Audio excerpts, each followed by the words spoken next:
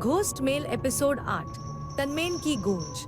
Kelvin, एक शौकिया संगीतकार, दोस्तों के एक समूह के साथ टनमेन की कैंपिंग यात्रा के दौरान एक डरावनी अलौकिक मुठभेड़ का वर्णन करता है। जैसे ही रात होती है और कैंप फायर शुरू हो जाता है, केल्विन अपने भयानक अनुभव को समूह के साथ साझा करने का फैसला करता है।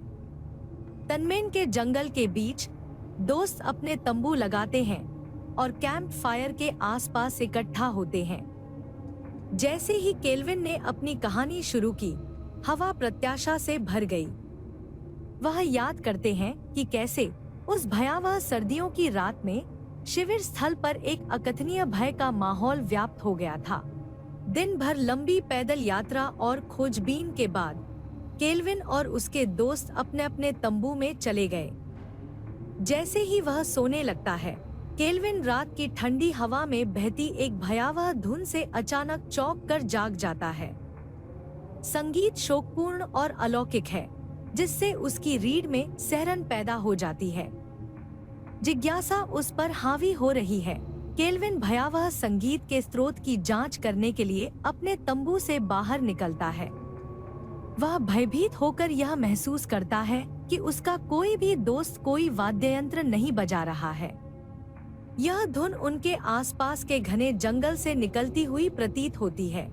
जैसे ही केल्विन जंगल की गहराई में भयानक संगीत का अनुसरण करता है, वह एक भयानक नीली रोशनी में नहाए हुए एक परित्यक्त केबिन पर ठोकर खाता है।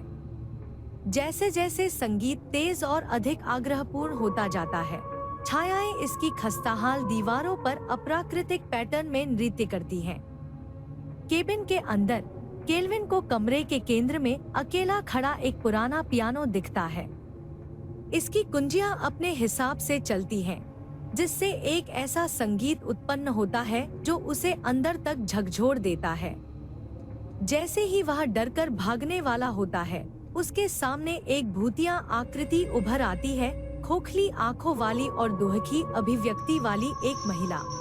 भूतिया प्रेत केल्विन को करीब बुलाता है। उसकी आवाज फुसफुसाहट से थोड़ी ही ऊपर होती है, क्योंकि वह उससे उसकी कहानी सुनने के लिए आग्रह करती है।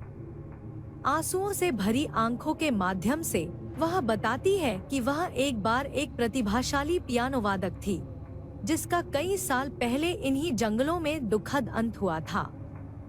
जैसे ही टनमेन पर भोर होती है, केल्विन केबिन से हिला हुआ लेकिन आत्मा के साथ अपनी मुठभेड़ से प्रबुद्ध होकर निकलता है। टनमेन को पीछे छोड़ने के बाद भी यह भयावह धुन उनके दिमाग में लंबे समय तक बनी रहती है, जो हमारी दुनिया और अलौकिक क्षेत्र के बीच के पतले पर्दे की मार्मिक याद दिलाती है।